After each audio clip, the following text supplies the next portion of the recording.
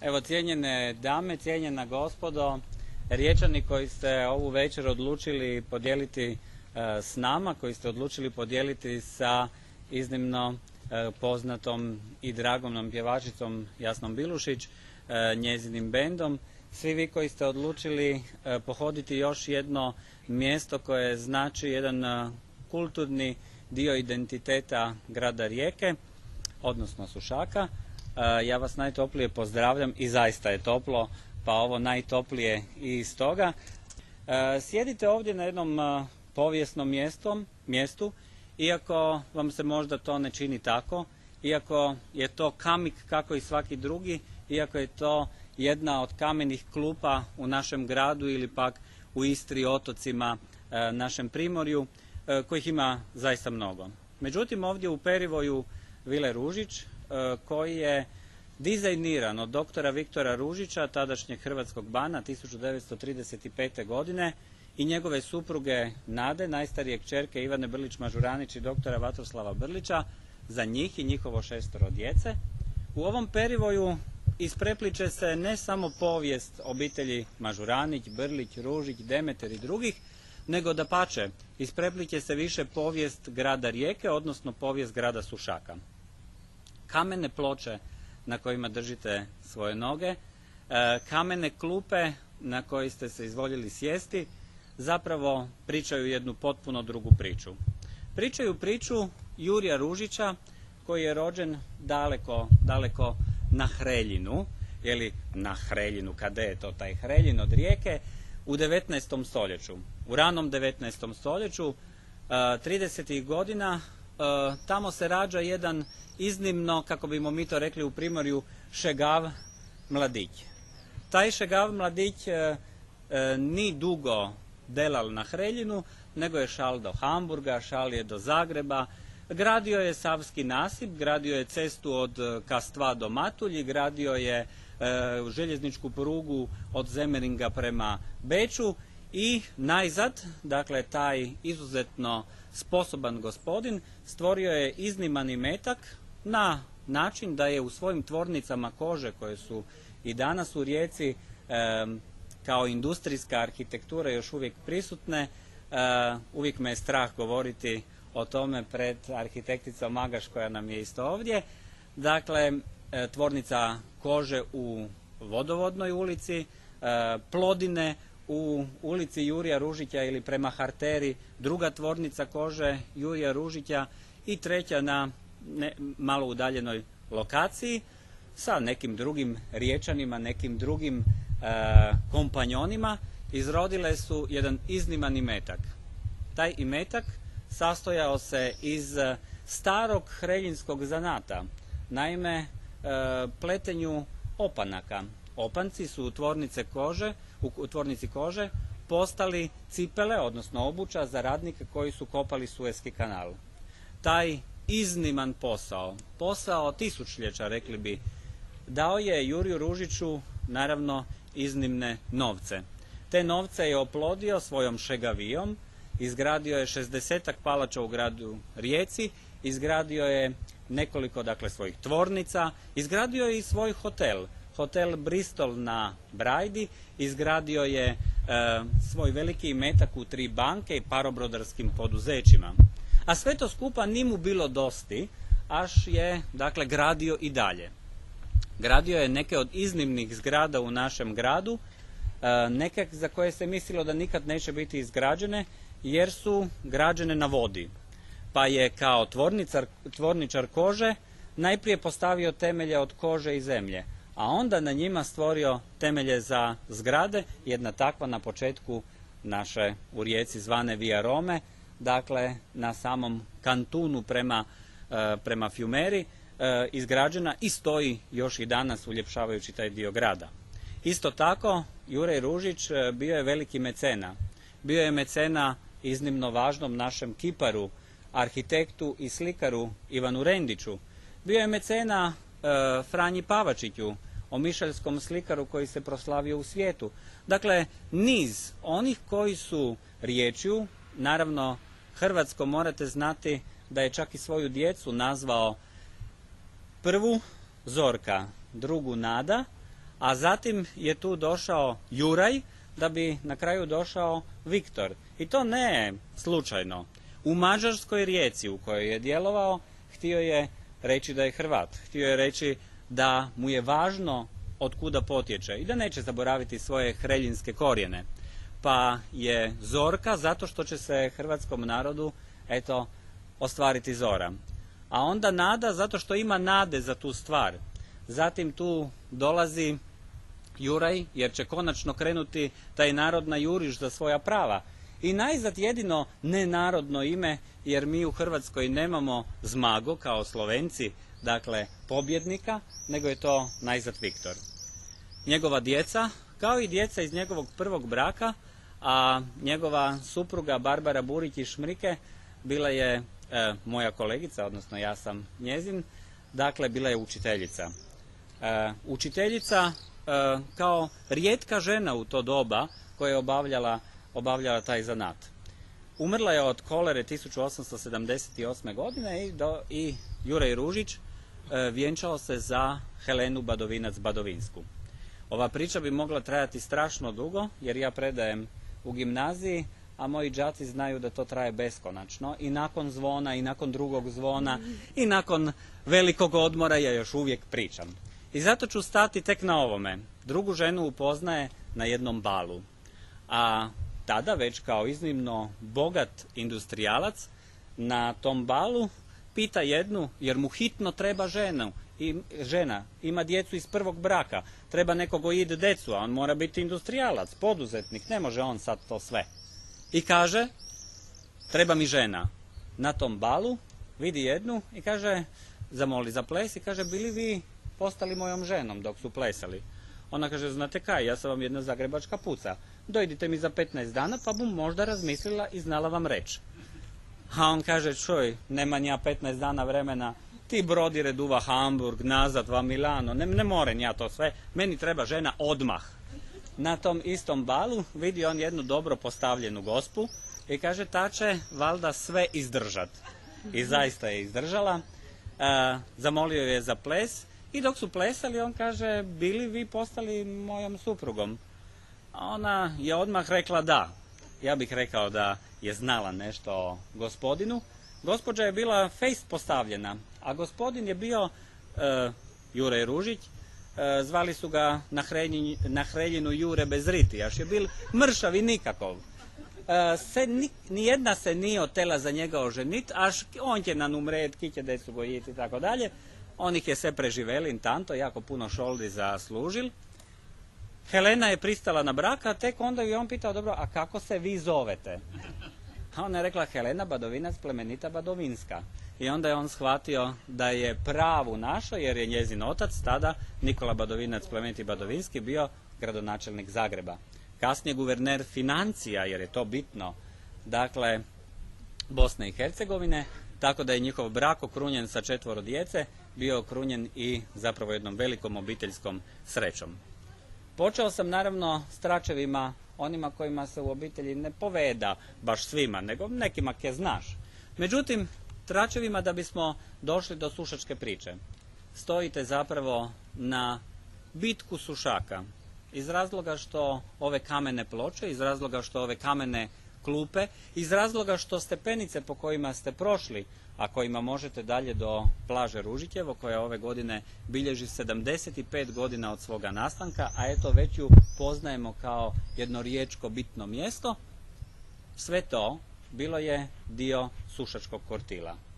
Zapravo, nukleus Sušaka, danas Hrvatski kulturni dom, hotel Neboder i galerija Kortil kao reminiscencija na te dane, zapravo jest ova razgrađena zgrada na kojoj danas sjedite i na kojoj stojite. Kortil, ta antička vila, taj frankopanski ljetnikovac, taj pavlinski gostinjac, ta važna tiskara u kojoj je tiskana Hrvatska vila, važan list za promidžbu hrvatskog jezika i kulture u ovim krajevima u 19. stoljeću. Sve to skupava tom Kortilu sa kapelicom Svetoga Lovre, zaštitnika Sušaka, čini ovo mjesto. I eto, upravo na ovome mjestu, na ovoj maloj terasi, u perivoju obiteljske kuće Ružić, koji su načinili Viktor i Nada, sa sušačkim vrtlarom Kulfanekom. Dakle, zbiva se današnja radnja. Ja ću naravno morati skratiti sve ono što bi vam htio reći i zamoliti vas da dođete još koji puta ako želite i dalje biti maltretirani mojim pričama, a s druge strane ću vas uputiti na katalog Vile Ružić, spomeničke knjižnice i zbirke Mažuranić, Brlić, Ružić. Oni ki misle da govorim krivo Mažuranić, oni neka konzultiraju Vladimira Mažuranića, predsjednika Akademije znanosti i umjetnosti, Ivanovog sina, koji je napisao čak jednu knjižicu rekavši: tko me bude i dalje zvao Mažuranić, ja mu se neću na ulici više javljati. Ja sam Mažuranić. Dakle, Vila Ružić, dakle, koja na ovim stranicama zapravo ima bitne osobe koje su vezane za ove obitelji, njihove biografije i sve ono što se u Vili Ružić, spomeničkoj knjižnici i zbirci može vidjeti, nalazi se ovdje. A vi koji rabite internet, www.villaruzic.hr, možete ponovno prošetati koliko god puta želite, niš ne košta, kao ni sada, dakle, prošetati unutrašnjošću i vanštinom Vile Ružić, dakle, jednim posebnim mjestom u gradu Rijeci koje čuva ne samo dio obiteljske, nego i riječke povijesti. U Vili Ružić, spomeničkoj knjižnici i zbirci Mažuranić, Brlić, Ružić, već 15 godina, dakle, otvoreni smo za javnost, uz posjete, naravno, po najavi. Ovo je kuća u kojoj se živi, to je njezina specifičnost i možemo reći da je u Hrvatskoj jedina privatna zbirka otvorena za javnost. Iz toga razloga, eto, posjeti su po najavi, da ne bi bilo u svako doba dana i noći, jer je to nepodnošljivo za svakodnevni život. Iako, ova obitelj oduvijek voli ljude, voli posjete i voli one kojima može ispričati dio svoje i, naravno, hrvatske, riječke, srednjoevropske i svjetske povijesti. Pa eto, nalazite se odmah ovdje u samoj srži kuće, u holu. Prvi dio je bio izvana, možete vidjeti kasnije izložbu koja je permanentna, to je izložba grbova, obitelji koji su rodbinski vezani za obitelji Mažuranić, Brlić, Ružić i s njima naravno rodbinski povezanih drugih obitelji. U prvom hodniku, kasnije moći ćete, kad budete imali malo više prostora, vidjeti najveće fotografsko uvećanje u Srednjoj Europi, načinjeno je u Rijeci 1904. godine. Na fotografiji nalaze se djeca obitelji Ružić, obučeni za riječki karneval. Dakle, još jedna riječka tradicija. S druge strane, iznad zlatnog ogledala, nalazi se prikaz Zagreba, koji nam je načinila sredinom 19. stoljeća Fanika Daubač i plemenita Doljski, prva hrvatska slikarica plemkinja, prva žena koja se odvažila javno pokazati svoje slike. Nekada za vas, dame, to je bilo zabranjeno. Eto, jedna od prvih koja je odvažila svojom izložbom slika učiniti i utrti put za druge mlade umjetnice jest upravo Fanika, inače svekrva Ivane Brlić Mažuranić. Ivana Mažuranić udala se za njezinog sina, doktora Vatroslava Brlića. A sada o samoj kući.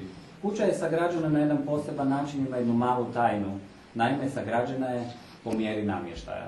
Obitelj je najprije imala namještaj, slike, predmete koje je naslijedila od različitih svojih predaka. A potom je to htjela iz palacina, iz kuće, iz palače na Piramidi, gdje je Viktor Ružić i njegova supruga Nada. Vidite ih ovdje, gospodin kao hollywoodski glumac 30 godina, dakle, portretu Božidara Jakca, kao i njegova supruga Nada rođena Brlić. Oni su htjeli kuću po mjeri namještaja. Htjeli su kuću koja će biti permanentni i stalni, dakle, obiteljski izlog, odnosno postav, muzej, ali i kuću za svakodnevni život. Naime, imali su 6 djece, pa je i kuća trebala biti primijenjena i svakodnevnom jednostavnom životu. Nada i Viktor rođeni su na isti datum, istog dana, istog mjeseca, iste godine, 31.1.1893. Na njihov zajednički 25. rođendan 1918. godine vjenčali su se u kući Nadinog pradjeda Ivana Mažuranića u Jurjevskoj ulici u Zagrebu. Potom su otišli na bračno putovanje u Italiju, a Nada, eto, po duši romantična na svoju majku Ivanu, ubrala je na bračnom putovanju sa groba Francesca Petrarke, ubrala je komadić ružmarina. Taj ružmarin gajila je i donijela ga na sušak. Posadila ga u perivoj palacina na Piramidi. A kad je 1935. godine prešla u ovu kuću, onda je taj ružmarin presadila ovdje.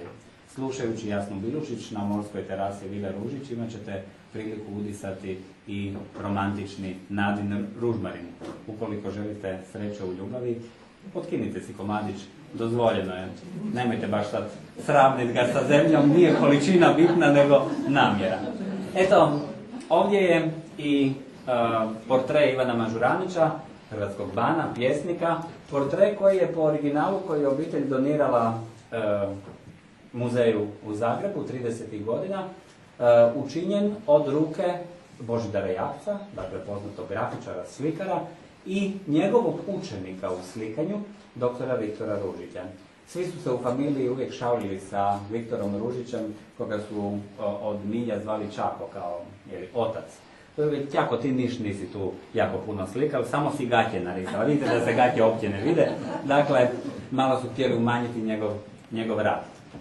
Tu je i portre Ivanine majke u crnom okviru, druga slika po redu, Henrietta von Bernhard Landwehr iz Varaždina, kojoj je Ivan Mažuranić napisao kad se, eto, Ivana trebala roditi pismo, rekavši: draga snaho, ti ćeš mi roditi mog prvog unuka koji će nositi moje prezime. Zato bih te molio da se izove po meni Ivan. I još bih želio da se bavi onim što je meni drago, a to je književnost. Možemo reći, rodila se Ivana, a s druge strane možemo reći da je i njezin djed, Ivan Mažuranić, prorekao budućnost. I kako Ivana Brlić Mažuranić ovdje, u dobi kada je postala prva žena akademikom u Srednjoj Europi, kada je 2 puta nominirana za Nobelovu nagradu, a njezina djela prevedena su na više od 60 svjetskih jezika i narječja. Meni su najdraža narječja jer ja sam čovjek od narječja. Ne govorim dobro ni hrvatski ni talijanski, ali fiumanski i čakavski da. Pa eto, nedavno vrbnički dijalekt isto tako ušao je u taj niz. Tu je i brod Ban Mažuranić, sagrađen 1875. godine u obližnjem Bakru. Tamo gdje se danas nalazi pomorska škola, bio je škver. Brod je Ivanu Mažuraniću tada, u prvoj godini banovanja, posvećen ovim imenom. A u kapeli Zavjetnih darova u Trstarskom svetištu naći ćete jedan mali okrugli kamen koji je spasio ovaj brod od potonuća, a mornari su ga kao zavjetni dar poklonili tada Trstarskom svetištu. Ispred vas nalazi se jedan ormar iz 20. godina 19. stoljeća. Bio je u posjedu Teodora Demetra, oca Dimitrija Demetra, poznatog hrvatskog teatrologa, pjesnika i lirca, ali i liječnika, te isto tako Aleksandre Demeter, njegove sestre. Naime, Ivan Mažuranić vjenčao se za Aleksandru Demeter, a i od njezinoga oca, eto, u obitelj došao je ovaj miraz ili dotak, kako mi to kažemo, ormar, dakle, bečki Biedermeier, u kome se unutra nalaze predmeti koji su koristili svakodnevno za život obitelji Mažuranić. Nalaze se ovdje čaše za piće, čaše za vodu i vino, servisi za jelo koji su naručeni iz čeških manufaktura prilikom vjenčanja Ivana Mažuranića i Aleksandre Demeter. Ali i posebne čaše, kako je večeras riječ o glazbi, onda treba naznačiti ove čaše. One su rađene u manufakturi, svaka ima drugačiju debljinu. Rađene su za desertna vina. Međutim, kako svaka ima svoju debljinu, one različito zvuče. Sa nizom ovih čaša možete odsvirati cijelu tonsku skalu i na taj način zabaviti svoje goste. Eto, 19. stoljeće voljelo je ovakve stvari, a na kraju, eto tu treba istaknuti šalice za čaj, koje je najradije koristila Ivana Brlić Mažuranić. Ona je dnevno voljela koristiti ove šalice za jedan društveni događaj, a to je bio čaj. Pozvali ste nekog gosta, imali ste vremena s njim popričati, imali ste mu vremena nešto reći, imali ste vremena pročitati što ste napisali taj dan. A Ivana je to činila i ovdje u Rijeci, odnosno na Sušaku. Najčešće nije spavala u kući svoga zeta i svoje kćeri sa 6 djece, nego je odlazila spavati uvijek u istu sobu, sobu 306 obližnjeg hotela Jadran. Tamo je na terasi te sobe i napisala neke dijelove svojih priča koje su vezane za more. I kaže, more, ribare, zalaske sunca za Učkom doživjela je upravo sa terase sobe 306 našeg hotela Jadran. A sada kako to i priliči u građanskom društvu, ja pozivam dame da nam prve uđu u salon, a potom i gospodu. Evo, nalazimo se u salonu obitelji Ružić. U salonu obitelji Ružić nalazi se puno stvari koje nisu vezane samo za obitelj Ružić, kao što smo rekli, nego svaka ima svoju priču. Ispod Ivana Mažuranića nam je ormar koji je pripadao obitelji Kukuljević-Šarcinskih. Ovdje vam je stol za kartanje Dimitrija Demetra, a eto, iza vas nalazi se jedan poseban ormar za Demetrove knjige. Na zidovima nalaze se opet različiti članovi obitelji. Heinrich Bernhard Lendvaj, djed Ivane Brlić-Mažuranić s majčine strane, varaždinski ljekarnik. Teodor Demeter, grčki trgovac u Zagrebu, Ivanin pradjed. Ignjat Alojzije Brlić i Andrija Torkvac Brlić, Brlići u kojoj se obitelj u koju se Ivana vjenčala za Vatroslava Brlića 1892. godine u Brod na Savi. Zatim akademik Vladimir Mažuranić, Ivanin otac, još jedna Ivana, a ovdje, eto, s onim s kojim smo počeli priču, Juraj Ružić, najbogatiji Hrvat Austro-Ugarske monarhije. Juraj Ružić, Hreljan, vidite kako je šegal, i sad vas gleda ono, koliko bi ja to se naplatilo, to za niš dela. Ali čakajte, neki je email znanja to delata, ja imam znanja samo proštula. S druge strane, njegov tast, Nikola Badovinac Badovinski, dakle za njegovu kćerku Juraj se vjenčao. Juraj kojemu je bilo potpuno svejedno, neovisno o tome što je znao tko je i kome pripada, da li će ga netko na računu potpisati Đorđo, Georg, Juraj ili Đörđ. Njemu je u Mađarskoj Rijeci bilo svejedno što piše na računu. Bilo je bitno koliko je to brojkom ispisano. A naučio ga je pisati i brojiti otac Adolfa Webera Tkalčevića, dakle, nadcestar iznad Bakra prema Praputnjaku. Čovjek koji ga je ipak naučio, ja bih rekao bolje, računati. Uz svu ovu veliku galeriju obiteljskih portreta, Fanikinu sestru Jozefinu Jelačić, ovaj mali portret Jagodu Brlić-Amruševu. Dakle, sve one osobe koje su značile kulturu i umjetnost 18., 19. i 20. stoljeća u Hrvatskoj i nešto malo šire, eto, trebali bismo reći da je i jedna posebitost, pa i našega kraja, šparnost, ono što karakterizira ove obitelji. Ormar koji je iza vas, koji je ormar za knjige, nisu bili uvijek ormari za knjige Teodora, odnosno Dimitrija Demetra. Najprije su to bili kreveti Teodora Demetra. Dimitrije, tada student medicine u Padovi, koju je doktorirao 1836. godine na meningitisu, odlučio je, naravno vrativši se prema Zagrebu, malo u diližansi pisati Grobničko polje, ali onda, eto, i iz kreveta svoga oca, 2 kreveta, načiniti sebi ormar za knjige. Kad je Ivan Mažuranić naslijedio njegove knjige, onda ih je naslijedio u ovom ormaru. Vidjet ćete da dole postoje 3 vrata. Prednja stranica kreveta, zadnja stranica kreveta, eto jedno kreveta. Još jedna prednja stranica kreveta i fali naravno 4. kad su bili tako šparani, nisu je valjda hitili. Ni slučajno. 4. stranica kreveta čekala je 100 godina da bude upotrebljena na 100-godišnjicu, jer je to red, 1930. godine. Ivana Brlić-Mažuranić od nje načinila je okvir za svečanu genealogiju obitelji Brlić-Mažuranić. Dakle, iz kreveta ormar, iz ormara okvir. A eto, u njoj se nalaze svi oni koji su važni za obiteljsku povijest. Najdraži predmet, moram vam ga istaknuti, jest blok za pisanje Ivana Mažuranića. Uvijek sam ga gledao s nekakvim obožavanjem i to preko stakla, až Mitjemu ditetu ne smeš daš da ne štiče, jer Bože moj. I kad sam konačno dobio mogućnost da ga diram, onda ga svako toliko diram. Dakle, Ivan Mažuranić bil je pravi primorac, jako šparan, ne daj Bog potrošiti ako ne moraš.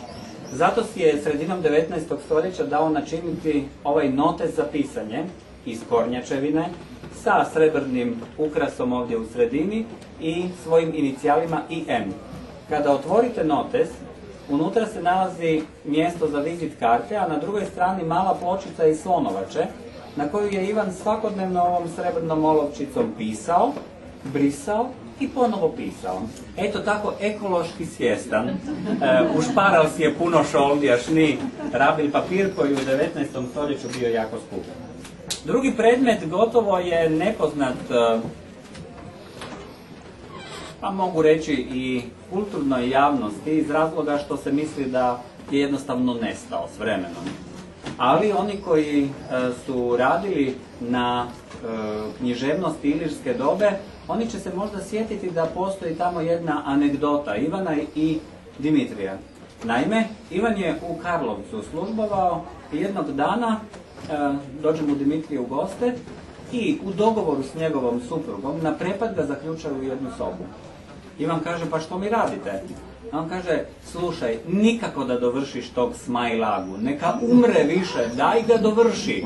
Ja sam svima već obećao da ću to tiskat, a ti nikako. Tu ti je rukopis, tu ti je tinta, tu ti je papir, pa ti izvoli. Kažu, Ivan je onda sjeo i nakon nekoliko sati pokušao, dakle, upitati da li bi mogao iz sobe. Rekli su, ako nisi gotov, ako nije umro, ništa. Kažu, Ivan je rekao, umro je, sila mi je. Dakle, po izlasku iz sobe, da mu se ispriča, Dimitrije Demeter, jer ga je protiv njegove volje zaključao u tu sobu, poklonio mu je svoju tabakeru za kratke cigare s likom nimfe. Tabakera koja ne izgleda baš kizna čak. Ali, dakle, govori nam, pa rijetko i u svjetskim razmjerima, o predmetu koji nam govori o završetku jednog književnog dijela. To je ono na što možemo biti izuzetno ponosni, jer takvih predmeta u svijetu ima izuzetno malo. A onda, eto, jedan predmet koji će nas podsjetiti na Onure i Šeherezadu. Eto, u gradu Onure i Šeherezade, dakle u Istanbulu, za Ivanu Brlić-Mažuranić načinjena je ova kopča za pojas. Da imamo više vremena, kao što to pitam djecu, onda bih vas pitao što je to, pa biste vi pogađali, bilo bi jako interesantno.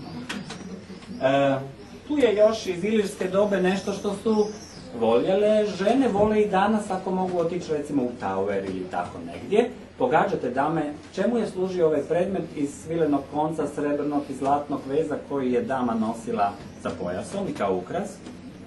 Ovo prstenje se pomiče, pa morate nešto unutra staviti, važno, a morate izmeti.